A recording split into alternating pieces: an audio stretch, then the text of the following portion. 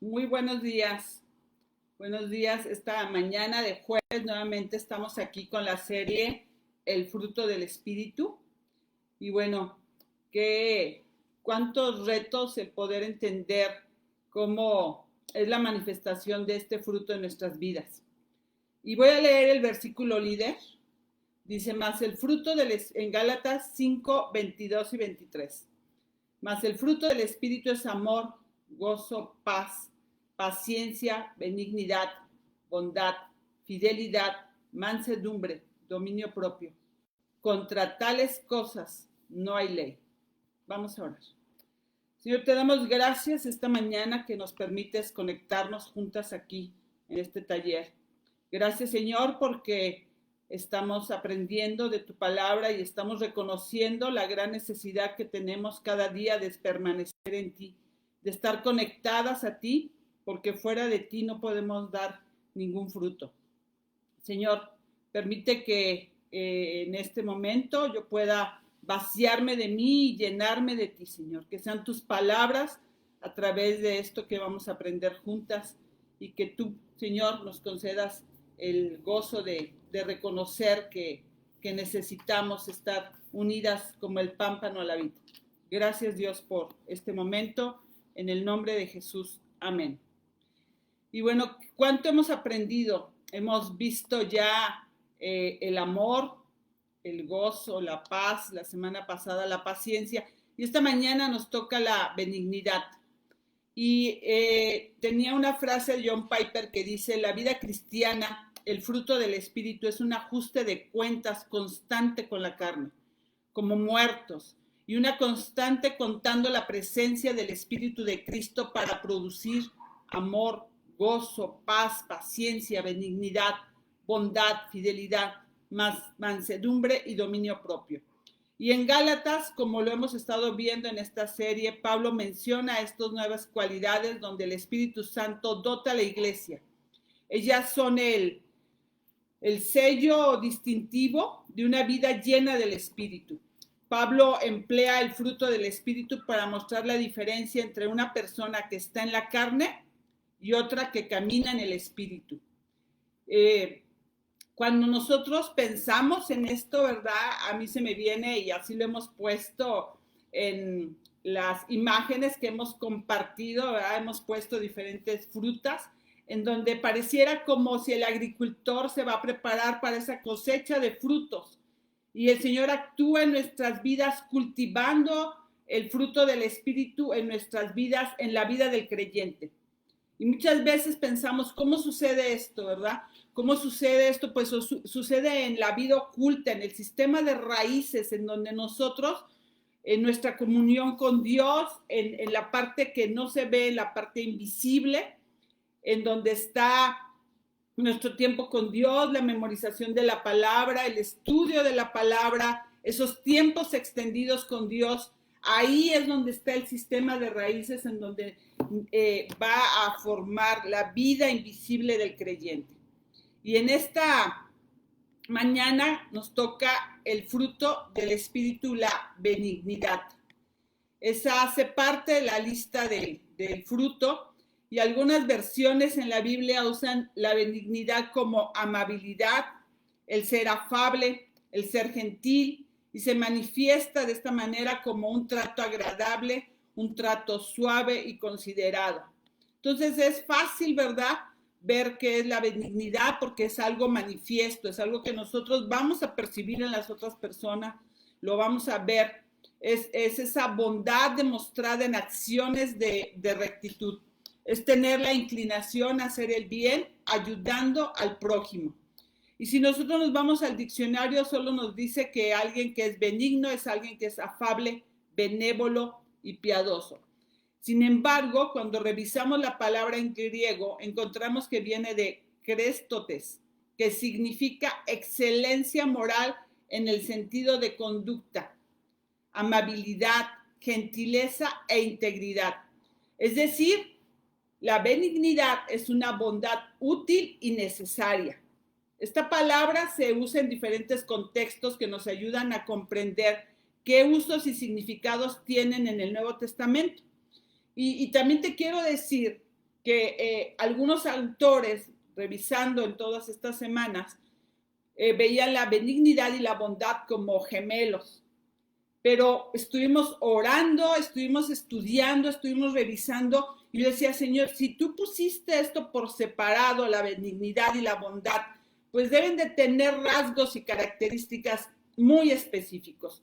Y eso es lo que quiero que caminemos esta mañana revisando la Escritura y que podamos llegar juntas a una conclusión real y práctica de qué es la benignidad. Y qué mejor que ir primero a la Escritura. Y vamos a revisar en Lucas capítulo 6, verso 34. Dice, amad pues a vuestros enemigos y haced bien y prestad, no esperando de ello nada, y será vuestro galardón grande y seréis hijos del Altísimo, porque Él es benigno para con los ingratos y malos. Lucas 6:35. Aquí se describe que la benignidad de Dios tiene un grupo específico a quienes se aplica. ¿A quiénes? A los ingratos y a los malos. En la primera parte de este versículo, Lucas describe cómo se manifiesta el carácter de Dios. Este carácter de Dios que debe ser manifiesto en el creyente, y este se resume en benignidad. ¿Cómo? Diciendo, amando pues a vuestros enemigos y haced el bien y prestad, no esperando de ello nada, absolutamente nada. La benignidad consiste en amar a los enemigos. También es optar por hacer bien a las personas y con algunas salvedades prestar sin esperar nada a cambio. Según Lucas, obedecer estos mandatos de Cristo tendrá gran recompensa, porque dice, será vuestro galardón grande y seréis hijos del Altísimo, porque Él es benigno para con los ingratos y malos. Y bueno, aquí ya nos da, ¿verdad?, unos primeros parámetros de cómo poder ver la benignidad. Ahora vamos a buscar en Efesios 4:32, y para eso voy a ver si por aquí tengo un Kleenex y mi café. No sé, está haciendo más calor del usual, pero Efesios 4:32, acompaña a buscar esta cita. Y revisemos lo que dice la carta de los Efesios, capítulo 4, versículo 32. Dice, antes ser benignos unos con otros, misericordiosos, perdonándonos unos a otros, como Dios también nos perdonó a vosotros. Según el apóstol Pablo, la benignidad empieza cuando es quitada de ustedes, quitada de nosotros, porque vamos a leer desde el 31 ahora. Quítese de vosotros toda amargura, enojo, ira, gritería y maledicencia y toda malicia. Entonces, en el versículo anterior dice, primero quita esto para que después entonces sí puedas poner esto otro. ¿Cuántas veces hemos hablado de quitar y de poner, verdad? Quitar esas actitudes, esas cosas, esos rasgos del viejo hombre, para poner ahora los rasgos que nuestro Señor Jesucristo nos enseña en el carácter cristocéntrico y ver cómo lo vamos a vivir. La benignidad va acompañada de estas virtudes cristianas, como afirma Pablo. Antes ser benignos unos con otros, misericordiosos, perdonándonos unos a otros, como Dios también nos perdonó a vosotros en Cristo. Entonces, este pasaje indica que una persona benigna refleja misericordia y es capaz de perdonar al reconocer que Cristo nos perdonó. Nosotros entregamos, ¿verdad?, de gracia lo que fue otorgado de gracia. Nosotros tenemos la capacidad y la responsabilidad de ser benignos, de ser perdonadores. Vamos a ver ahora lo que dice en Romanos capítulo 2, versículo 4. Romanos capítulo 2, verso 4. Dice, o menospreciáis las riquezas de su benignidad, paciencia y longanimidad, ignorando que su benignidad te guía al arrepentimiento. En este versículo Pablo usa una pregunta retórica para darnos una gran lección. La benignidad de Dios se ve reflejada en que Él, pudiendo emitir un juicio y un juicio sumario, decide no hacerlo todavía. Esto lo hace con el propósito de dar a la humanidad la oportunidad de que se arrepienta de sus pecados y reciba la salvación. ¿Y la salvación en quién? En Él. Según este pasaje, el propósito primordial de la benignidad es traer el arrepentimiento a aquellos que no han creído en Dios y que los creyentes cambiemos, ¿verdad?, nuestra manera de proceder, dejando las prácticas pecaminosas. Y en una frase, lo que podemos resumir aquí, la benignidad busca restaurar a personas y relaciones. Entonces, la benignidad es el fruto del Espíritu que muestra de manera evidente que el creyente está renunciando a prácticas pecaminosas y decide amar al prójimo, decide amar al enemigo conforme a la voluntad de Dios para propiciar ese arrepentimiento que tanto necesita. Por eso el apóstol Pablo, aún Pedro también, nos hacen ese llamado y lo vamos a ver ahora en la carta de Primera de Pedro, capítulo 2, versículo 1 y 3. Dice, desechando pues toda malicia, todo engaño, hipocresía, envidias y todas las detracciones, desead como niños recién nacidos la leche espiritual no adulterada, para que por ella crezcáis en salvación, si es que habéis guardado la benignidad del Señor. Entonces, ¿qué nos dice aquí? ¿Quieres realmente crecer? ¿Quieres llegar, verdad, a madurez? Haz todo esto, ¿verdad? Para que puedas, una vez que tú has recibido, dar también de esa benignidad que el Señor nos ha otorgado. Y por último, en esta sección que estamos revisando estos versículos de benignidad, vamos a buscar en Colosenses, capítulo 3. Colosenses, capítulo 3, verso 12 y 13. Dice, y aquí nos habla, ¿verdad?, de esa vida antigua y de ahora cómo hoy tenemos que revestirnos. Y dice el verso 13, dice, vestíos, pues, como escogidos de Dios, santos y amados, de entrañable misericordia, de benignidad, de humildad, de mansedumbre, de paciencia, soportándonos unos a otros y perdonándonos unos a otros, si alguno tuviere queja contra otro, de la manera que Cristo os perdonó, así también hacedlo vosotros. Y es aquí cuando yo llego, ¿verdad?, a este punto, y recuerdo algunos de los comentarios en el Zoom la vez pasada que alguien decía, cuántas veces vivimos de manera equivocada, como esforzándonos, ¿verdad? Señor, tú me has dado benignidad, yo tengo que ser benigna, yo tengo ahora que mostrar, me has dado amor, me has dado paciencia, me has dado paz. ¿Cómo lo hago? ¿Cómo lo vivo?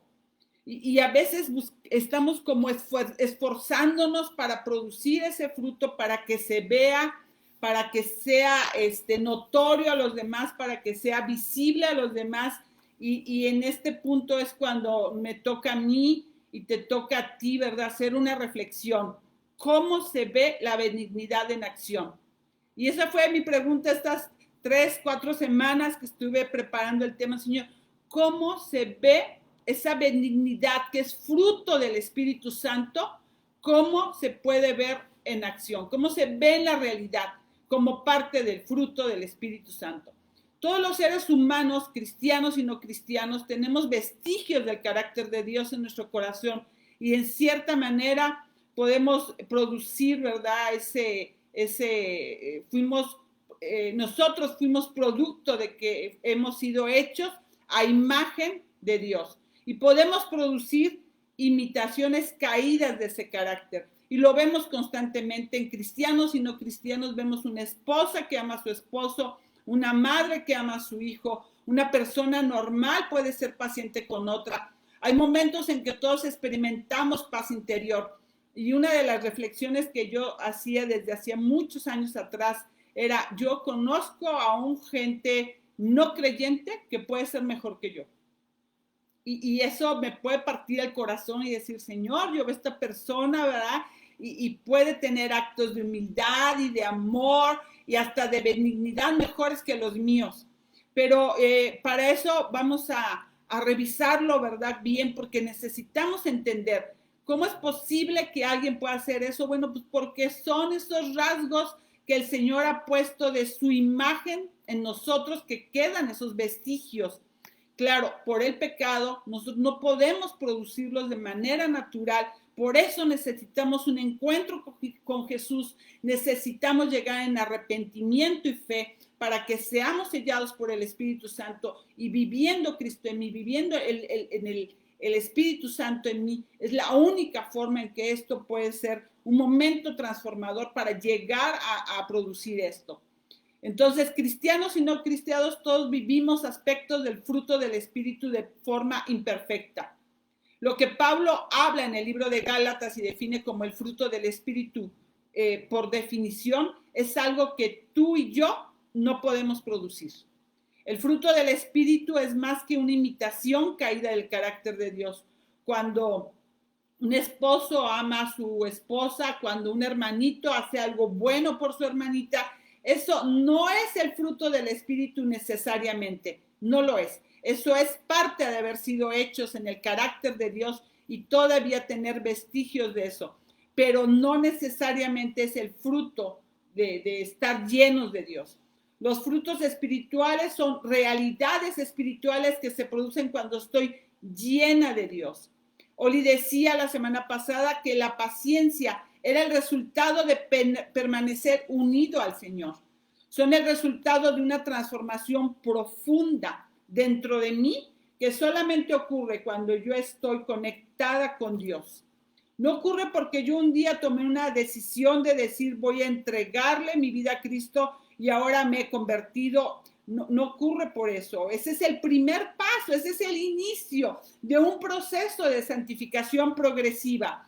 Pero el fruto del Espíritu ocurre cuando yo estoy conectada al Espíritu y el Evangelio es real ahora en mi vida. No es un concepto que yo creí hace más de 30 años. Esa es una realidad que se vive día a día. Es un distintivo que la persona que lo vive encuentra su fuerza, encuentra su fuente de felicidad en la persona de Jesús.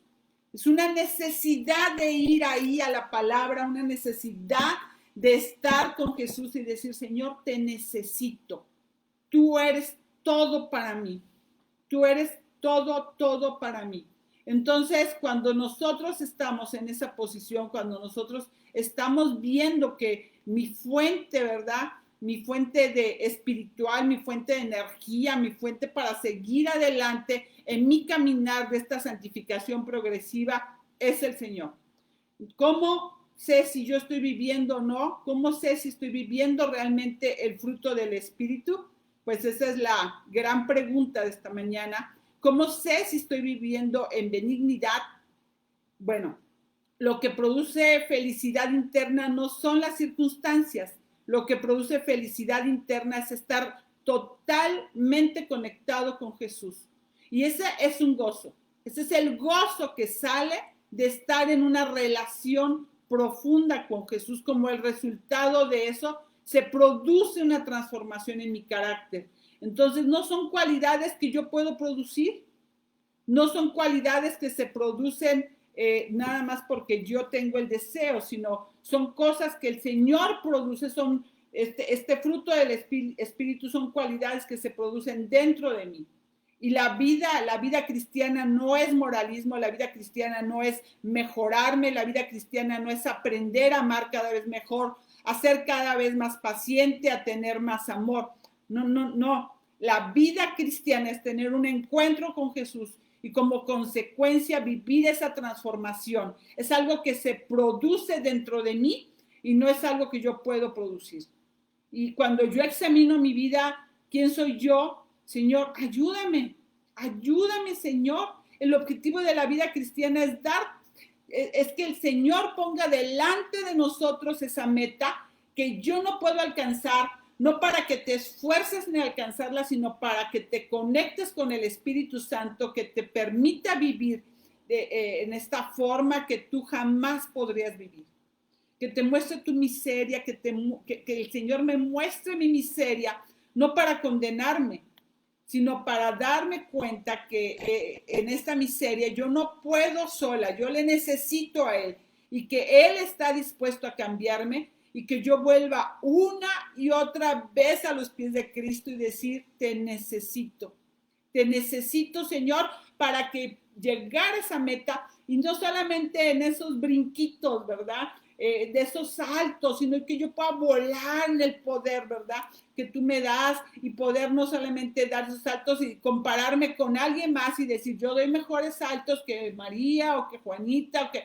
No, sino que Dios nos ha llamado a volar, no a saltar. Y aquí está la benignidad, que en otras palabras simples es lo opuesto a ser rudo, a ser descortés, a ser irritable, y ya lo decía desde el principio, ¿verdad?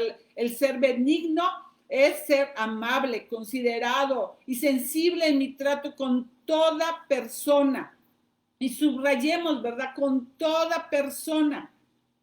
Sin Cristo, todos podemos ser benignos. Y todos, sin Cristo, todos podemos ser benignos con ciertas personas.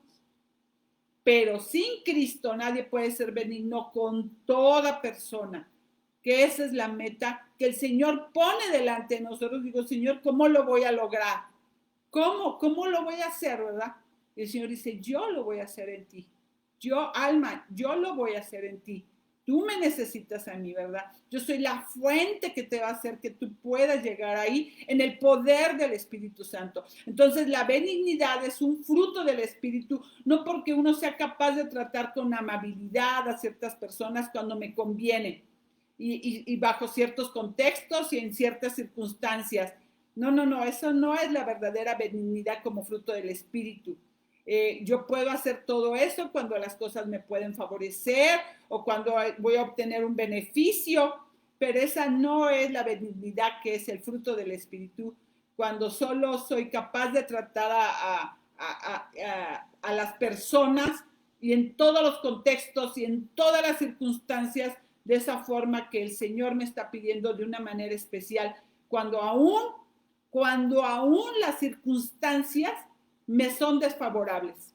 Ahí es donde el Señor dice, ahí es donde tú vas a explicar benignidad. Señor, ¿cómo lo hago? Yo lo voy a hacer en ti. Y para eso yo estaba orando por encontrar una ilustración específica, porque no hay mejor forma de que esto quede como una huella en nuestra mente, en nuestro corazón, que encontrar una historia. Y la historia está en Lucas capítulo 7, versículo 36. Y ahí vamos a detenernos un buen rato, ¿verdad? Así que abre tu Biblia para que estemos juntas revisando esta historia. Lucas capítulo 7, verso 36. Y esto merece un poco de café. Muy bien, pues esta es la historia y la voy a leer completa para después regresar y revisarla juntas. Y yo estoy segura que tú la conoces, ¿verdad? Es Jesús en el hogar de Simón el fariseo. Uno de los fariseos rogó a Jesús que comiese con él y habiendo entrado en casa del fariseo se sentó a la mesa. Entonces una mujer de la ciudad que era pecadora, al saber que Jesús estaba a la mesa en casa del fariseo, trajo un frasco de alabastro con perfume y entrando detrás de él a sus pies, llorando, comenzó a regar con lágrimas sus pies y los enjugaba con sus cabellos y besaba sus pies y los ungía con el perfume. Cuando vio esto, el fariseo que le había convidado dijo para sí, si fuera profeta, conocería quién y qué clase de mujer es la que le toca, que es pecadora. Entonces respondiendo Jesús le dijo, Simón, una cosa tengo que decirte. Y él le dijo, di maestro. Un acreedor tenía 2 deudores, el uno le debía 500 denarios y el otro 50. Y no teniendo ellos con qué pagar, perdonó a ambos. Di pues, ¿cuál de ellos le amará más? Respondiendo Simón dijo, pienso que aquel a quien perdonó más. Y él le dijo, rectamente has juzgado. Y vuelto a la mujer, dijo a Simón, ¿ves esta mujer? Entré en tu casa y no me diste agua para mis pies, mas ésta ha regado mis pies con lágrimas y los ha enjugado con sus cabellos. No me diste beso, mas ésta desde que entré no ha cesado de besar mis pies. No ungiste mi cabeza con aceite, mas ésta ha ungido con perfume mis pies. Por lo cual te digo que sus muchos pecados le son perdonados, porque amó mucho, mas aquel a quien se le perdona poco, poco ama. Y a ella le dijo, tus pecados te son perdonados. Y los que estaban juntamente sentados a la mesa comenzaron a decir entre sí, ¿quién es este que también perdona pecados? Pero él dijo a la mujer, tu fe te ha salvado, ve en paz. ¡Qué historia! ¿Qué historia, no? Tan maravillosa. ¿Y cuánto hay aquí? Aquí hay 4 ejemplos de benignidad, 4, y los vamos a revisar uno a uno. Vamos a entender un poco el contexto, ¿verdad? Simón el fariseo le pide a Jesús que vaya a cenar a su casa para entender la relevancia de esto que estamos nosotros leyendo aquí, de esta petición. Tenemos que entender un detalle cultural que es muy importante. En la antigüedad, los rabís, esos que eran grandes maestros, que eran tan famosos, eran muy admirados y respetados dentro de la comunidad judía.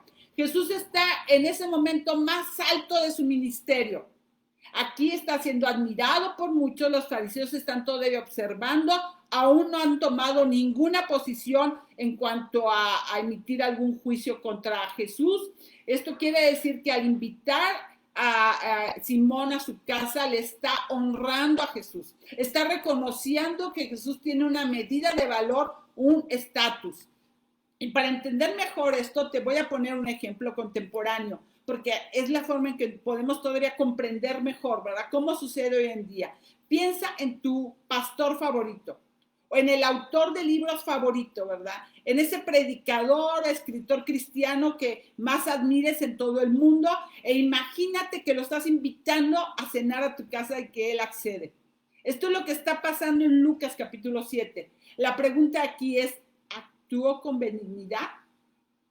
¿Simón actuó con benignidad? Sí, claro que sí, hasta cierto punto sí. Al describir su petición aquí en el verso 36 dice, uno de los fariseos rogó a Jesús.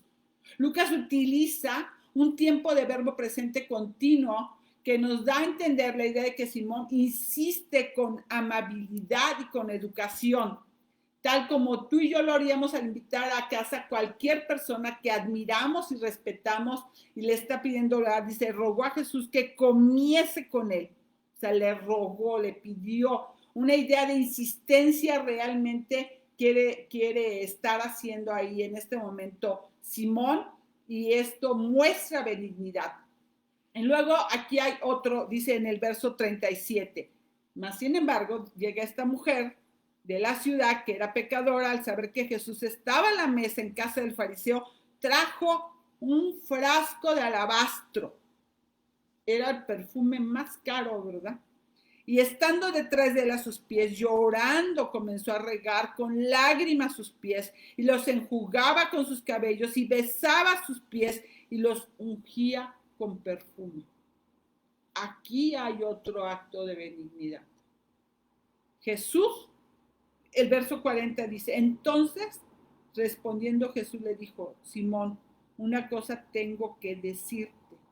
¿Y por qué está pasando eso? Porque Jesús es capaz de meterse en el cerebro de Simón. Y aunque Simón no ha verbalizado lo que está pensando, Jesús sabe lo que hay en su corazón. Y por eso le da un ejemplo. Porque el fariseo acaba de pensar esto. Si este realmente fuera profeta, conocería quién y qué clase de mujer es la que le toca. ¿Y cuál es la respuesta de ese hombre? Es una respuesta benigna, porque ve cómo le dice, a pesar de lo que ya está pensando, si realmente fuera profeta. En ese momento él ya dijo, yo ya dudo de quién es y a quién traje a mi casa. Pero él le contesta, di maestro. ¿Con qué respeto él se va? Di maestro, o sea, le está reconociendo, pero aunque es una respuesta benigna, le está diciendo, di maestro, sí, dime maestro, es una mentira. ¿Y por qué? Porque el verso 39 nos está mostrando, ¿verdad? Lo que había en el corazón, cómo estaba considerando a Jesús, quién él es, ¿verdad? ¿Qué está pensando? El fariseo está actuando con benignidad, pero en su corazón ha desacreditado totalmente, ha desacreditado completamente a Jesús. Lo trata de una forma benigna, pero internamente ya lo ha despreciado. Ya lo despreció. Si este fuera el profeta, quien dice ser, sabría qué clase de mujer es esta persona que lo está tocando. Es una mujer pecadora. Entonces tuvo una acción benigna, sí, al invitar a Jesús a su casa, pero no tuvo un corazón benigno. Y todos podemos ser benignos cuando nos conviene, cuando nos da un prestigio o cuando nos otorga algún beneficio. Sin embargo, vemos aquí que la cena es interrumpida por una persona a la que Simón no admira. Una persona que no respeta ni considera valiosa. Entonces sale a la luz la verdad acerca del corazón benigno de Simón. ¿Qué descubrimos? Que a Jesús lo trata con una medida de respeto. Y digo una medida porque no le da agua para sus pies, no le unge la cabeza y no le da un beso. Sin embargo, a la mujer pecadora la desprecia. No puede tolerar ni siquiera que Jesús le toque. Ahora lo puedes ver, todos podemos ser benignos cuando nos conviene, cuando nos da prestigio o nos otorga algún beneficio. Por ejemplo, en una entrevista o en una entrevista de trabajo, en una cena de gala, con nuestros amigos, en diferentes momentos en que queremos nosotros ser benignos, pero la prueba de la benignidad espiritual no es lo que ofrecemos en los círculos públicos. La prueba de la benignidad espiritual es la que ofrecemos en los pequeños de este mundo. Dice el Señor, cuando lo haces a los más pequeños de este mundo y cuando lo haces especialmente en tu familia, ahí es la verdadera prueba de la benignidad. Entonces, la evidencia de que es un producto de ese cambio genuino en nuestro corazón es cuando hay una consistencia donde todo lo que sale de mí no es una acción, porque las acciones las podemos reproducir, las podemos imitar, sino es un carácter transformado. No importa con quién estoy, porque va a salir. Es un carácter transformado interno y no es una acción que me esfuerzo a producir, es un resultado de que estoy lleno de Jesús. Ni cuenta me doy, ¿verdad? O sea, sale de manera natural y yo misma puedo decir, no me reconozco. Esto no soy yo, esto no es Alma, ¿verdad? Esto es el Señor, lo veo y lo he visto tantas y tantas veces claramente. Digo, esa no soy yo, ese es Dios, ¿verdad? Ese es el Señor trabajando en mi vida, trabajando en toda esta naturaleza pecaminosa, despojándome, ¿verdad? Él mismo de todo esto para que yo hoy pueda permitir que Cristo luzca en mí. Cristo luzca y su carácter esté fluyendo en mí. Entonces, después de ver este pasaje, la pregunta que seguramente viene a tu mente es, ¿cómo hago yo para saber si soy verdaderamente benigna como consecuencia de un fruto del Espíritu o si estoy actuando, estoy haciendo una acción nada más, ¿verdad? Entonces, un buen indicador es cuando mis acciones están desconectadas de mi corazón. Cuando mis acciones están desconectadas de mi corazón, es lo que hace Simón. O sea, él no está ¿verdad? Actuando y fluyendo de un corazón realmente rendido a los pies del Señor, reconociendo quién es Él, la grande necesidad que tenemos de Él en todo momento, bajo cualquier circunstancia. Este hombre ya ha perdido todo respeto, dice Simón. Ha dejado de ser un profeta. Eso dice el fariseo. Si fuera realmente profeta, no dejaría que lo tocara. Dentro de su corazón ya tomó una decisión. Esta persona no es la persona que yo creí que podía ser. Sin embargo, en sus acciones dice, dime maestro. Hay una desconexión de lo que realmente siente aquí en el corazón y lo que realmente está haciendo. Por eso Jesús dice, constantemente tienes que mirar. Y si nosotros vemos en Mateo capítulo 23, dice él constantemente, fariseos hipócritas, fariseos hipócritas, fariseos hipócritas, no seas como ellos, porque externamente tú no puedes diferenciar si son personas buenas, pero hay una desconexión entre la bondad externa y la interna. No está conectado. Y así merece la pena que nosotros estemos haciendo y examinándonos, haciendo esta pregunta: ¿a quién trato yo con amabilidad y respeto? ¿Y a quién no? ¿Y por qué? ¿Por qué será que a esta persona la trato de esta forma y de esta otra forma? ¿Cuán dulce, paciente y amable eres con tus padres, con tu cónyuge o con tus hijos? ¿Con ellos es un fruto del espíritu? Recordemos que la benignidad espiritual, en contraste con la natural, no encuentra su motivación en evaluar si la persona merece o no un trato afectuoso, o si va a redituarnos en algún momento el beneficio personal de ser agradable y cordial. La benignidad espiritual es motivada por un corazón que, como el de la mujer pecadora, rebosa de asombro con lágrimas y amor a Jesús. Y seguramente la pregunta que te estés haciendo en este momento es: ¿cómo hago yo para tratar a alguien con benignidad cuando la persona no se lo merece? Vemos aquí en la mujer de esta historia, no se lo merece ante los ojos del fariseo. ¿Cómo lo hago yo? Es imposible que nosotros podamos captar lo que está pasando en la historia de Lucas 7 si no lo asociamos con algo de nuestra cultura, para que podamos de manera más clara ponerlo en contexto. Y vamos a actualizarlo, ¿verdad? Para que podamos entender realmente lo que está ocurriendo. Porque cuando nosotros leemos esto, claro que hacemos a un lado a Simón y decimos: Simón, lo has hecho muy mal, la mujer pecadora. Claro que era lo correcto. Jesús, ¿verdad?, le permite que le dé este acto de benignidad, de amor, de respeto, de admiración, y todo lo vemos como tan normal aparentemente, pero si lo actualizamos en este contexto ahora, vamos a poner un ejemplo para que lo podamos ver un poco mejor, y a lo mejor hasta nos puede molestar un poco, pero tiene el propósito tal vez de que pueda ser hasta repugnante, ¿verdad?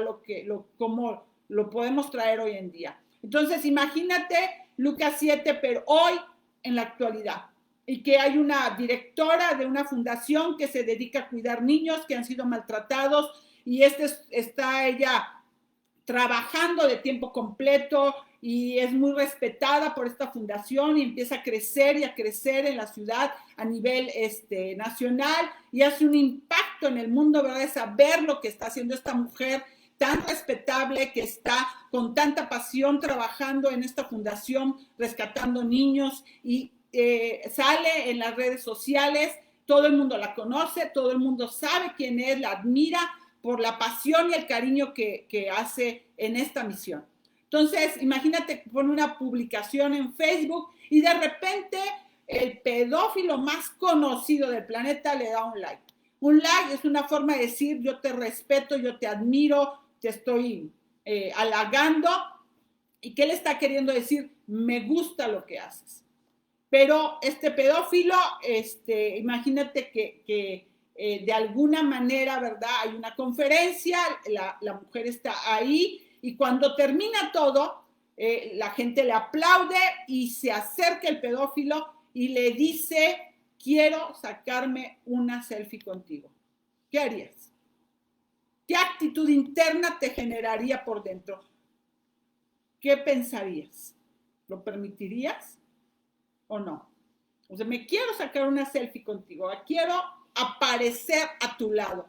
Esto es lo que está pasando en Lucas capítulo 7. Este es como el contexto, ¿verdad? Esta mujer pecadora de mala reputación, que todo el mundo la conocía, está en la casa del fariseo. Y está en ese momento, ¿verdad?, ahí robando cámara en cierto sentido, haciendo todo esto. Y Simón el fariseo: ¿qué estás haciendo? ¿Con quién te estás juntando, verdad? Y yo traje al maestro y está haciendo esto. ¿Cómo es posible que te atreves a hacer esto? ¿Cómo es posible que te quieres sacar la selfie, verdad, con el pedófilo? Esto es lo que está pasando en esta historia. La reacción de Simón es la que todo el mundo espera. O sea, si todos hubieran estado ahí en esa cena, la gente dice, claro, Simón tiene la razón. La reacción de Jesús es la que nadie puede creer. Nadie podría creer que esta persona con amor y con amabilidad y con cariño, sintiéndolo de corazón, tome de brazo al pedófilo y se saque una foto y lo abrace y le dé un beso. Nadie lo podría creer. Esto es lo que está pasando en esta historia. Y yo quiero preguntarte a ti, ¿qué pecados o luchas de otras personas te causan indignación? ¿Qué pecados o luchas de otras personas te causan a ti indignación? ¿Sabes que todo esto me ha confrontado de tal manera? ¿Sabes que la semana pasada estuve enferma? Y cuando fui con el homeópata, que a veces los homeópatas ahí le hacen un poco a la psicología, y me dijo, señora Alma, usted tiene un alto sentido de indignación. Y usó esa palabra exactamente. Y ahora que preparaba este tema, me vino a la mente porque claro que estaba muy indignada y por eso enfermé, por unas personas que han actuado de manera pecaminosa y el Señor me confrontó y me dijo, ¿cómo estás aplicando benignidad ahí? ¿Por qué les juzgas tan duramente? Y todo fue en mi cabeza, no creas que hice nada más allá de eso. ¿Por qué les juzgas tan duramente? Ámalos, ora por ellos. Y si te encuentras con ellos, sácate una selfie. Eso sería todavía más fuerte, ¿verdad? Pero al final de cuentas, esto es lo que el Señor quería trabajar también hoy, esta mañana conmigo. ¿Qué me causa indignación? ¿Y qué me genera esa reacción como la de Simón? ¿Qué clases de cosas yo hago que a ustedes les genere esa clase de reacción también? A mi familia, a ustedes, a los cercanos, ¿verdad? Cosas que dicen, no es posible, Ana, que todavía hagas esto, ¿verdad? Y les causa la indignación. Nosotros solamente condenamos a otras personas cuando nos sentimos superiores a ellas. Y eso es lo que hizo Simón. Simón se sentía superior a la mujer pecadora. Y vamos a buscar en Romanos capítulo 2, versículo 1. Dice, por lo cual eres inexcusable. Oh hombre, quien quiera que seas tú que juzgas, pues en lo que juzgas a otro, te condenas a ti mismo, porque tú que juzgas, haces lo mismo. No tengo palabras, ¿no? Yo hasta me quedé, ¿esto dice Romanos capítulo 2, verso 1? Sí. La enseñanza de la historia, lo que Jesús le va a enseñar a este hombre es que solamente una persona que no ve su propio pecado es capaz de condenar a otro. Tú rechazas a esta mujer de esta forma porque tú eres incapaz de ver. Al que poco se le perdona, dice la historia, al que poco se le perdona, poco ama. Porque soy incapaz de amar a esta persona porque yo todavía no tengo una conciencia real y genuina del Evangelio. Yo no entiendo que el Evangelio me dice que yo soy el peor de todos los pecadores, yo soy la peor de todos los pecadores que está en esa habitación, en esa cena, pero que a la vez soy aceptada y amada mucho más de lo que nunca imaginé, y por eso puedo ser benigna, y por eso puedo cambiar, y no porque me he automejorado, porque eso no lo voy a lograr nunca, sino porque he sido amada cuando no estaba mejorada. Finalmente, 3 cosas que me ayudan a ofrecer benignidad al que no lo merece. Número 1, tengo que diferenciar entre la persona y las acciones de la persona. Es posible amar al pecador y no amar su pecado. Yo amo a mi esposo y amo a mis hijas, pero no amo todo lo que hacen. A veces no amo lo que hacen. Eso me genera rechazo por lo que hacen. Y estoy segura que a ti te pasa lo mismo. Y a ellos también conmigo. Yo sé que me aman, pero yo sé que hago muchas cosas por las cuales no me aman. John Piper dice, debo amar a la persona más de lo que la persona ama su pecado. Oh, también eso me impactó, ¿verdad? Debo amar a la persona más de lo que la persona ama su pecado.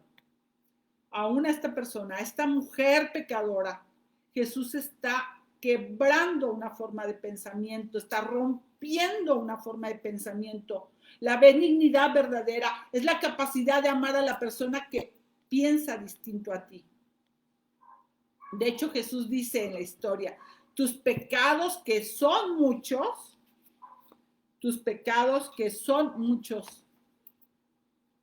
te son perdonados. O sea, no significa que no los veo, ¿verdad? Lo enfatiza, nos dice, no nos vamos a tapar los ojos, ¿verdad? Él está viendo esos pecados y dice en el verso 47, dice, por lo cual te digo que sus muchos pecados le son perdonados, porque amó mucho, más aquel a quien se le perdona poco, poco ama. Y ella le dijo, y a ella le dijo, tus pecados te son perdonados. Número 2, tengo que descubrir a Dios en cada persona. Y esto es justamente en lo que Simón falla. Tengo que ver a Dios en cada persona que tengo enfrente.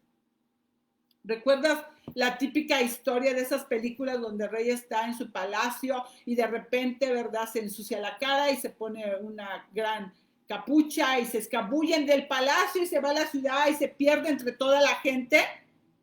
Y nadie puede reconocerlo porque está disfrazado, y en el momento en donde se hace un desacuerdo, él se quita la capucha y sale a la luz que es él, ¿verdad? Y todo el mundo se tira a los pies porque es el rey. Porque él es el rey. Sin embargo, en Mateo capítulo 25, el Señor nos anima a que actuemos de cierta manera, ¿verdad? A pesar de toda. Mateo 25, 34 al 40 dice. Entonces el rey dirá a los de su derecha, venid benditos de mi Padre, heredad el reino, preparado para vosotros desde la fundación del mundo. Porque tuve hambre y me diste de comer, tuve sed y me diste de beber, fui forastero y me recogiste, estuve desnudo y me cubriste, enfermo y me visitaste, en la cárcel porque era un pedófilo y viniste a mí. Entonces los justos le responderán diciendo, Señor, ¿cuándo te vimos hambriento y te sustentamos, o sediento y te dimos de comer? Y cuando te vimos forastero y te recogimos, o desnudo y te cubrimos, o cuando te vimos enfermo en la cárcel y venimos a ti. Y respondiendo el rey les dirá, de cierto os digo, que en cuanto lo hiciste a uno de estos mis hermanos más pequeños, a mí me lo hiciste. A mí me lo hiciste. Eso nos llama, ¿verdad? Tengo que descubrir a Dios en cada persona. El número 3, tengo que vivir asombrado del constante perdón que recibo. Tengo que vivir asombrado del constante perdón que recibo, porque la mujer ves a Jesús, ¿verdad? ¿Por qué lo hace? ¿Por qué lo hace? Esta mujer no es una mujer que por afición, por deporte o por lo que suele hacer constantemente, se va a humillar, ¿verdad? Y va a utilizar sus ahorros que tiene guardados y va a comprar perfume y lo va a tirar como una práctica constante de su vida al primer maestro que se le cruce. No, esto no es una práctica para ella, esto es una primera experiencia y ella es la primera vez que está haciendo. Esta mujer está en una misma condición en la que estaba el fariseo, y esta mujer está preguntándose si este es el que habría de venir. Esta mujer, si nosotros leemos los capítulos anteriores, ahí en Lucas, en el capítulo 5, Jesús había tocado a los leprosos. Y en esa época, en esa cultura, tocar un leproso no era algo común. Y esta mujer está pensando, si tocó al intocable, a los que no se tocan, esta mujer, ¿verdad? Dice, ¿y si me tocase a mí? ¿Y si me tocase él a mí? Esta mujer lo hace porque cree que la va a tocar alguien que es digno, alguien como ella que es totalmente indigna.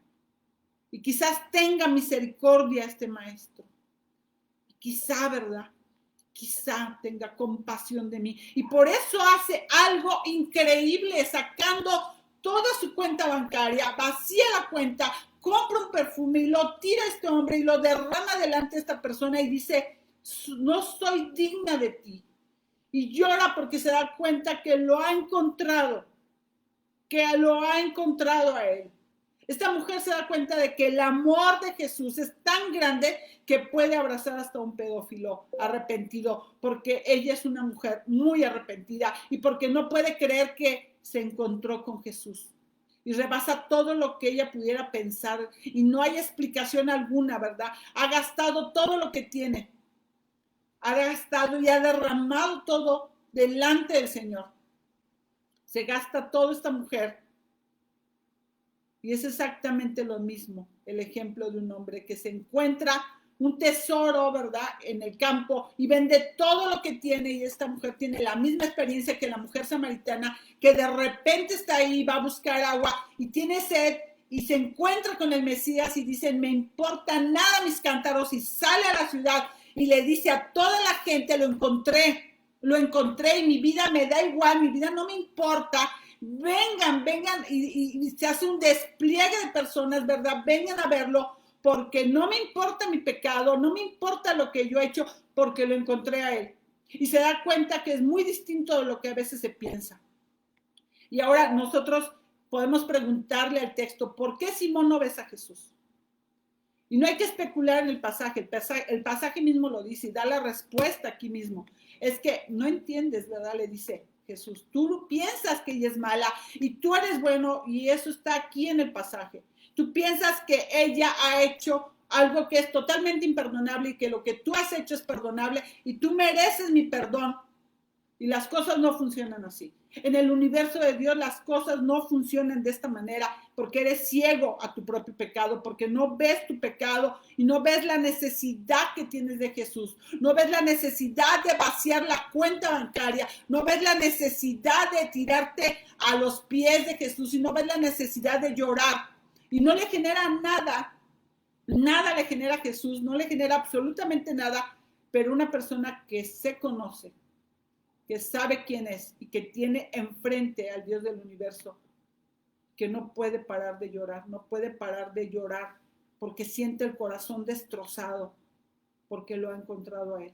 Y eso es lo que está contando esta historia. La vida cristiana no es que yo voy a Cristo para experimentar el amor que Cristo me tiene y de alguna forma intentar con ese amor, con esas acciones benignas, con ese amor, en cierta forma, devolverle benignidad que Él me ha dado para yo dársela a otros.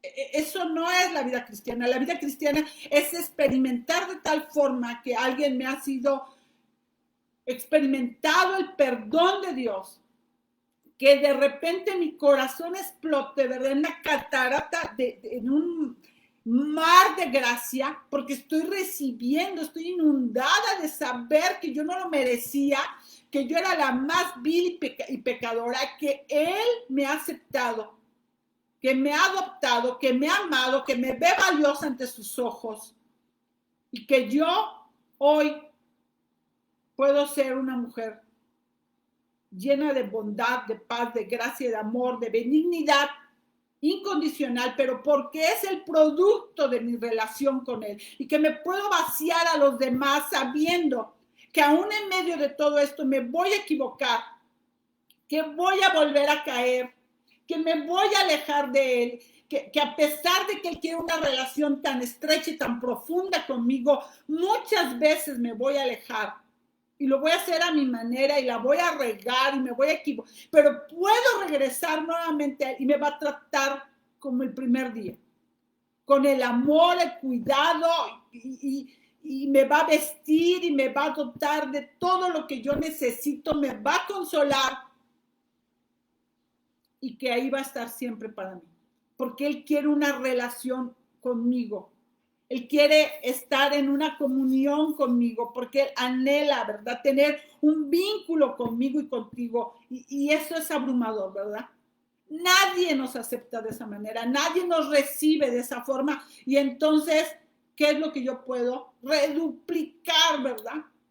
Porque estoy llena de Él, y ni cuenta me voy a dar.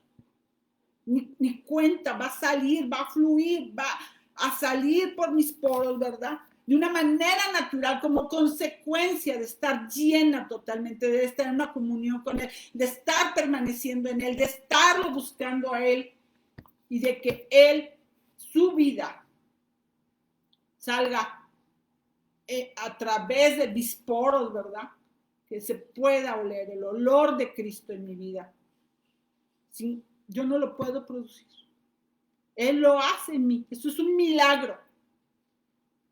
Decía un autor, Thomas Merton, dice, un santo no es alguien que es un buen santo, es alguien que vive la bondad de Dios, es vivirla constantemente. Y decía Michael Wells, dice, momento a momento, cada instante de mi vida, ¿verdad? Cada instante, no es en el día, ya cumplí hoy, tuve un tiempo con Dios, ya hice un devocional, ya, momento a momento estoy viviendo la vida de Cristo en mí. Esa es la benignidad llena del Espíritu. Una persona que le son abiertos los ojos a la bondad de Dios y como esta mujer no puede hacer otra cosa que gastarse todo para Él, para mi Señor, aquí todo te lo doy, Dios. Y cuenta la vacío porque te entrego todo a ti. Yo hablé que había 4 actos de benignidad y con esto termino. El primero, cuando Simón invita a Jesús a su casa. El segundo, la mujer que lava los pies con el perfume, los pies de Jesús. El tercero, cuando Jesús acepta la invitación de Simón, sabiendo de antemano que este hombre creía ser benigno, pero en realidad no lo era, y sabiendo que este hombre pensaba que no era un profeta. Y el cuarto, cuando Jesús aceptó la adoración benigna de la mujer, conociendo perfectamente quién era esta mujer.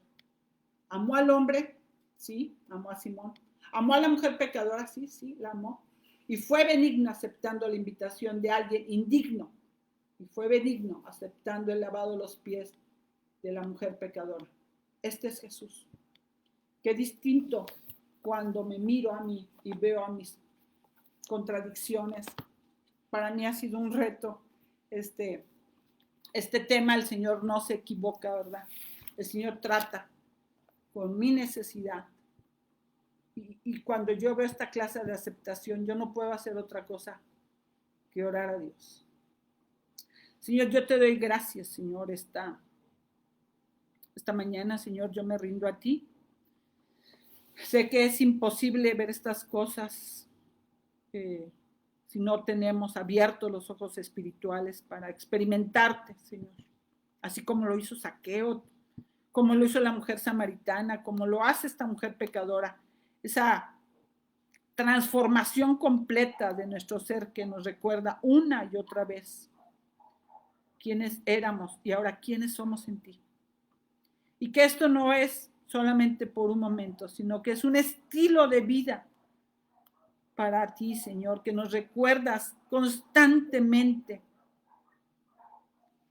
benignidad tras benignidad, benignidad tras benignidad, y que nos impacta en el corazón y nos permite sentirnos gozosos a tu lado, regresar a cada momento ahí para recibir aceptación, amor, paz, paciencia. Señor, gracias, Dios. Gracias, Padre, por todo lo que tú haces. Ayúdanos, Dios, a ser benignos, así, de una manera tan natural, que no nos podamos reconocer en medio de todas las personas, que dejemos de juzgar y que podamos, Señor, amar como tú amas. Señor, gracias, Dios. Gracias porque cada día tú nos invitas a recibir más gracia para vivir tu carácter día a día. Gracias, Dios, en el nombre de Jesús. Amén. Amén. Y bueno, les invito, en un momento nos vamos a reunir en una sala de Zoom y pues los esperamos ahí. Viene el mejor momento. Muchísimas gracias, que el Señor les bendiga.